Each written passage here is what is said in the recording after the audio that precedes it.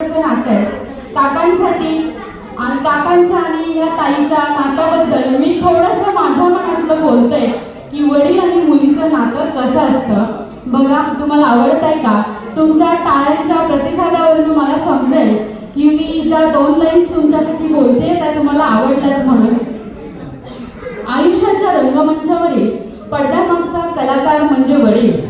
आयुष्याच्या रंगमंचावरील पडद्यामागचा कलाकार म्हणजे वडील असतात.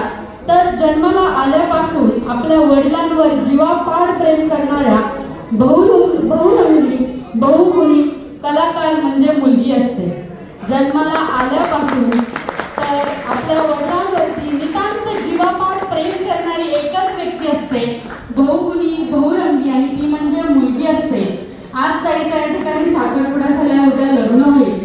खरं तर वडील हे असे असतात की डोळ्यांमधले भाव, डोळ्यांमधलं पाणी कधीच ते समोरच्या व्यक्तीला कळून देत नाही, एव्हाना ते ताईलाही कळणार नाही.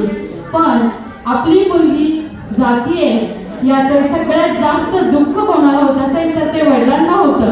असं म्हणतात, मुलगी जन्माला आल्यापासून पायातल्या